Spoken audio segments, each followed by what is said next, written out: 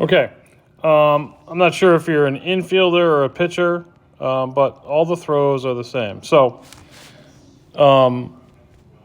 I believe that the arm has to be the caboose, not the engine. So I like the hinge here, but I think we can get even a better hinge because your knee is kind of over your toe in that back leg. So what that's going to do is put stress on your knee, obviously, but it's also going to take power out of our posterior kinetic chain, which is our back, hip, hamstring, groin, all that stuff. All right? So now, you see that? Okay. That's way too long. And your shoulders now, I'm assuming the target is somewhere over here. So your shoulders are actually turned into or away or closed from the target. But that is too long of an arm path. So that you should be able to, if we put a wall here, right, you should be able to throw up against the wall without hitting it. So that's number one, and that's going to make your arm late. So at front foot strike, so the other thing too, right, you'll see this, right? What muscle's firing? That's your upper trap, okay? So I want you to look up the scapular humeral rhythm on YouTube, all right? That's going to show you that my shoulder's here and my shoulder blade is here, and that for every 3 degrees I move this, my shoulder needs to turn and depress.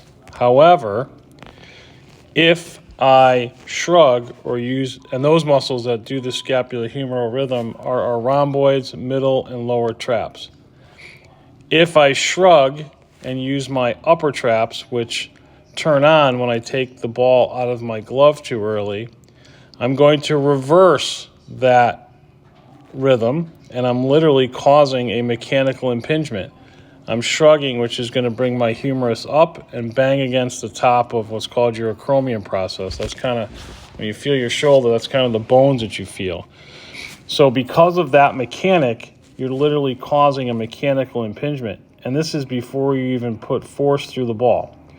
So now at front foot strike, okay, not a bad position. I think your arm is up. Let me rewind here. Yeah, it's up, but it's long. You've got good scapular retraction, but this position here, you've got way too much upper trap involvement. And upper trap involvement is like a sandbag. It's a sandbag in tennis, golf, football, whatever it is. So as you rotate, which is good, the one thing you do not do, and this is a teach, right? So if you're in this position here,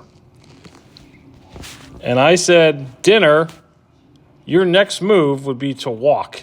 By neurological automation, I guess for a better word, you would walk forward, right? So when you're in this position, the body wants to walk forward. But what happens is, if we put a little dot here, and you turn, you literally stop rotating because you've tied your boat to the dock. You've left that back leg there. Okay? Watch any quarterback on the planet. You will never see them leave their back leg there, ever. And that is a teach.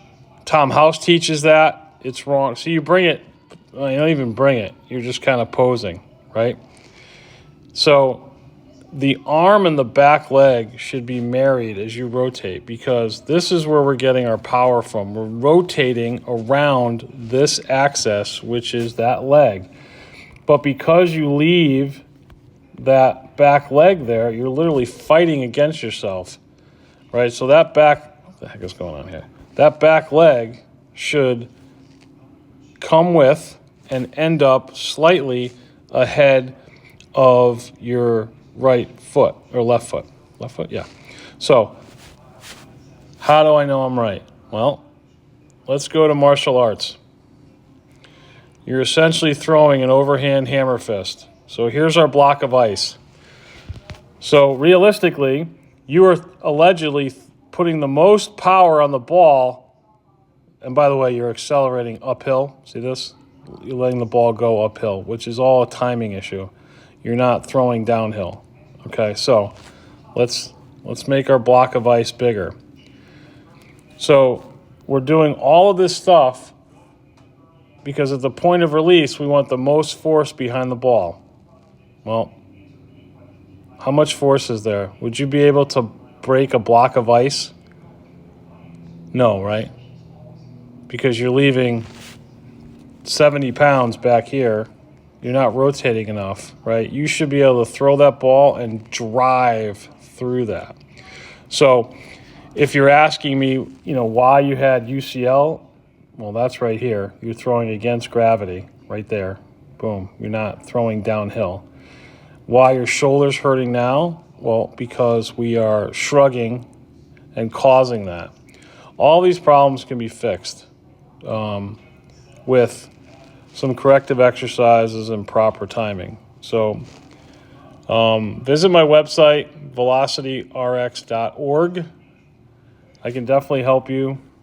But if you're asking my professional opinion, you cannot, you have to change these mechanics. You've already been hurt once, and you're contacting me because now your shoulder hurts. First the elbow, then the shoulder.